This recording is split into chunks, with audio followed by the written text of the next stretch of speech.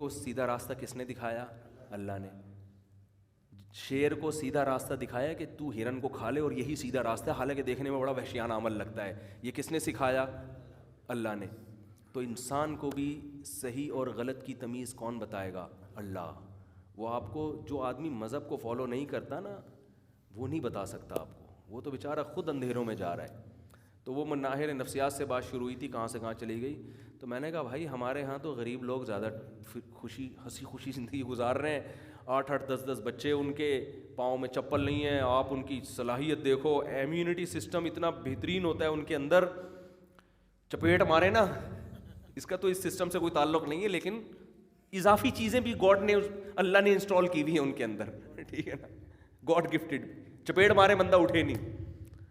صلاحیتیں تعلیم کی طرف جائیں اس میں بڑھ جاتے ہیں. گاؤں دیہاتوں میں بہت زیادہ، ہمارے تو جامعۃ الرشید میں زیادہ تر طلبہ گاؤں دیہاتوں کے آتے ہیں. اتنے پڑھے لکھے آدمی کہتا ہے بھائی یار تم نے چانگا مانگا کے جنگلات میں بیٹھ کے پی ایچ ڈی کر کیسے لیا.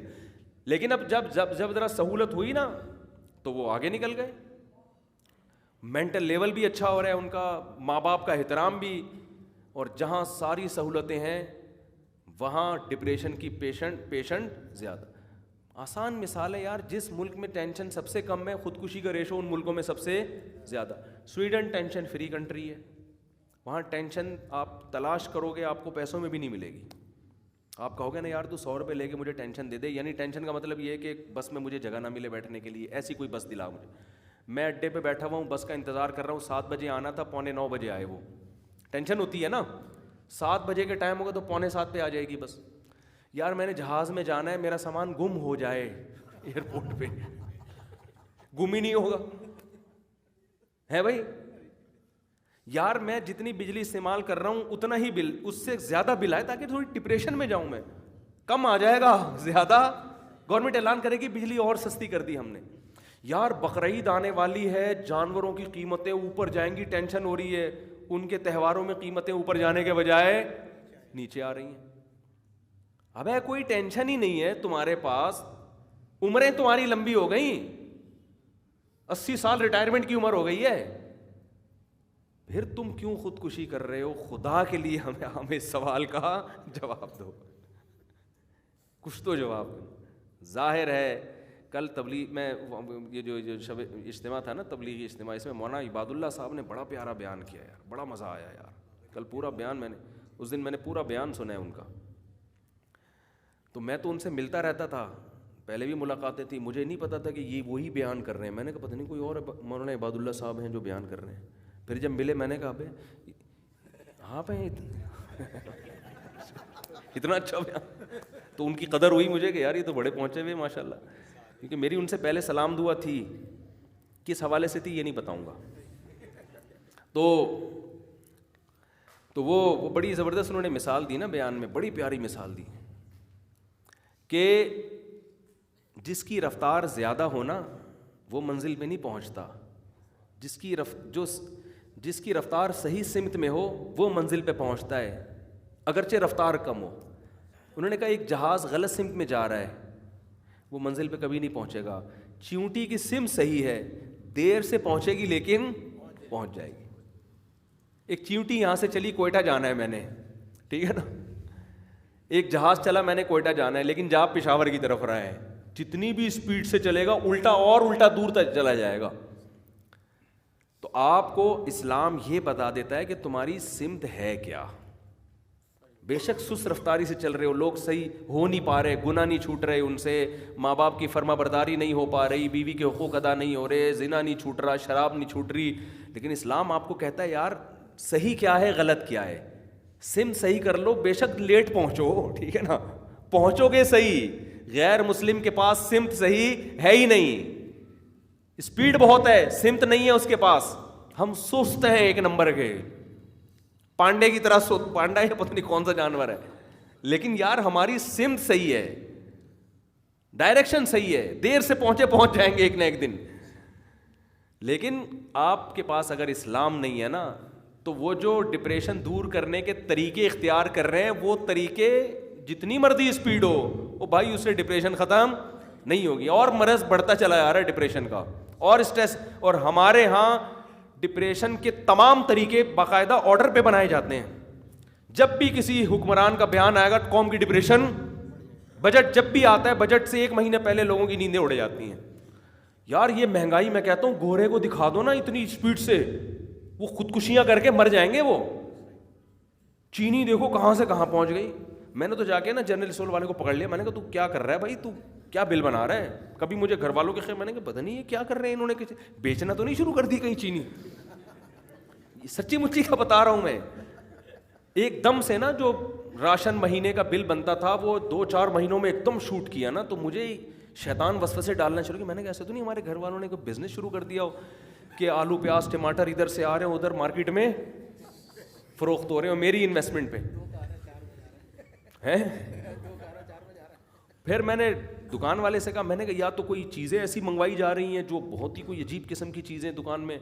تو اس نے مجھے بتایا مولوی صاحب وہی آپ کا راشن وہی آ رہا ہے جو پہلے آ رہا تھا, گھر کی پرچی وہی آ رہی ہے. میرے گھر سے پرچیاں جاتی ہیں نا 1 by 1, جنریٹر اسٹیشن فلانا اسٹیشن, یہ اسٹیشن ہم نے کوڈ ورڈ رکھے ہوئے, ایسے ہی میں سارے کام کر رہا ہوتا ہوں.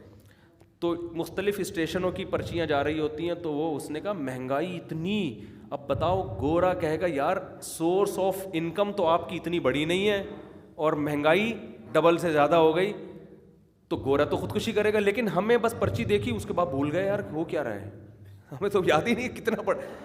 آلو کے ریٹ اب تو میں خود نہیں خریدتا, سیکیورٹی کے مسائل ہیں بہت سارے, ورنہ تو میں تو آلو پیاز ٹماٹر خود ہی خریدتا تھا جا کے. مجھے آج تک نہیں پتہ چلا آلو کا ریٹ کیا ہے, حالانکہ روز آلو خریدتا تھا میں. کیوں, ابے ہماری بلا سے جتنے کا بھی ہو کھانا تو ہے نا. ہاں اگر بغیر پوچھے آپ آلو خریدیں گے, قیمت پوچھے بغیر, تو وہ پہنا سکتا ہے آپ کو. تو اس لیے میرا طریقہ پتہ ہے کیا ہوتا تھا آلو خریدتے ہوئے, آلو پیاز ٹماٹر لہسن ادرک دہی جو بھی سب میں خود خریدتا تھا گھر کے لیے. تو میں جا کے پوچھتا تھا کہ بھئی آلو کیسے دیے, مثلا بولے 100 روپے کلو, اب 80 کر لے, میں فیشن کے طور پہ, کیونکہ اگر جو بول رہا ہے وہی لے لو گے وہ تو پہنا دے گا نا. بس جو بولا 10-20 کم کر لو اس سے. باقی نہ مجھے یہ یاد رہتا تھا اس نے بولا کیا ہے, نہ یہ یاد رہتا میں نے بولا کیا ہے. کیونکہ ہماری بلا سے آلو تو اب چھوڑ تو نہیں سکتے نا مہنگائی کی وجہ سے. اب گھر میں کھانا کے آلو بھی نہیں ہوں گے تو کیا پکے گا. دودھ تو ایک لازمی حصہ ہے نا, چائے بنتی ہے بچے پیتے ہیں, یہ تو اگر اللہ نے وسائل دیے ہیں تو دودھ تو لازمی آئے گا, نہیں دیے تو بس روٹی کھاؤ بس. تو میں ہمیشہ جا کے, یہ پاکستانیوں کی بات کر رہا ہوں اور اکثر پاکستانی اسی طرح کے ہی ہیں, بھائی آلو کیسے دیے 100 روپے, ابے 80 کر لے, ابے نہیں مفتی صاحب 90 کر لو, ابے بھائی 80 میں دے رہا ہے تو بتا, نہیں تو دوسری دکان سے پوچھا وہ بھی نہیں دے رہا تو ہی دے دے. اس کے بعد ہمیں روزانہ, میرا مشہور واقعہ ہے کہ میں دکان پہ گیا, مجھے ہمارے استاذ نے بھیجا, میں مدرسے میں پڑھتا تھا. انہوں نے کہا کہ ایک استاذ نے کہا کہ 1 پاؤ دہی لے آؤ یا 1 کلو, یا دودھ کا کہا 1 کلو دودھ لے آؤ. ایک استاذ نے کہا کہ 80 روپے کا دودھ لے آؤ, دوسرے استاذ نے کہا 80. میں جب گیا تو میں نے کہا ایک تھیلی میں 80 روپے کا دے دو, ایک میں 1 کلو کا دے دو, 1 کلو دے دو. اس نے دے دی 2 تھیلیاں. میں نے کہا اس میں 1 کلو کون سا ہے 80. اس نے کہا یہ 1 کلو ہے جو 80 روپے کا ہے, یہ 80 روپے کا جو کہ 1 کلو ہے. صحیح ہے نا, تو ٹینشن ہی نہیں. ہم کہتے ہیں یار ٹینشن کوئی اور چیز کی لے لو, جو کام ہے. پیٹرول جتنا مرضی مہنگا ہو جائے, جب دیکھو کہ جیب افورڈ نہیں کری تو گاڑی بیچ دو اپنی. آپ کے رونے سے سستا, آپ کو اگر پیٹرول کی قیمت کا پتہ ہے تو اس سے بھی سستا نہیں ہوگا. مجھے اب تک بھی ڈیزل پیٹرول کے ریٹ پتہ نہیں, حالانکہ روز ڈلتا ہے بائک میں گاڑی میں, روز ہی ڈل رہا ہوگا, وہی نہیں پتہ مجھے, ابھی بھی نہیں پتہ ریٹ کیا ہے. اور یہ میرا نہیں, اکثر پاکستانیوں کا یہی حال ہے کہ یار جتنی بھی ہے تھوڑا بہت چیختے چلاتے ہیں, حکومت کو گالیاں والیاں دی, اس کے بعد لائف کو انجوائے کرنا شروع کر دیا. بلکہ گالیوں کا اپنا مزہ آتا ہے, گالیاں بھی اس لیے نہیں دے رہے ہوتے, وہ ایک فیشن ہے. یار تھوڑا سا تو بورو نا, کچھ تو باتیں کریں کیا بیٹھ کے. لوگ اکثر کہتے ہیں یار اگر یہ غیبت حرام ہے تو ہم بیٹھ کے باتیں کیا کریں. صحیح ہے نا, باتیں کیا کریں بیٹھ کے. اکثر خواتین کو یہ شکایت ہوتی ہے کہ غیبت اگر جائز ہی نہیں ہے تو ہم بیٹھ کے باتیں کیا کریں. ہم بیٹھ کے تو وہ تو چٹنی کا کام دیتی ہے غیبت کھانے میں, چٹنی کا مزہ آتا ہے, کباب کا مزہ آتا ہے اس میں. تو گورے کو اگر یہ مل جائے نا میرے بھائی, وہ زندہ نہیں رہ. آپ کو پتہ ہے جب کووڈ-19 پھیلا ہے چائنا میں, میاں بیوی نے ایک دوسرے کو چھوڑ دیا. شوہر بیوی کو ذرا سا کھانسی ہوئی ہے نا دور, ہمارے گھر والوں کو بھی کورونا ہوا, میرے گھر والوں کو ہوا, ہم تو اس بستر پہ سوتے رہے ہیں ساتھ ہی اس کورونا میں بھی. ابے چھوڑ کے جائیں کہاں, کیونکہ روڈ پہ بغیر کورونا کے سونے میں زیادہ ٹینشن ہے یار, گھر میں سوئے آدمی.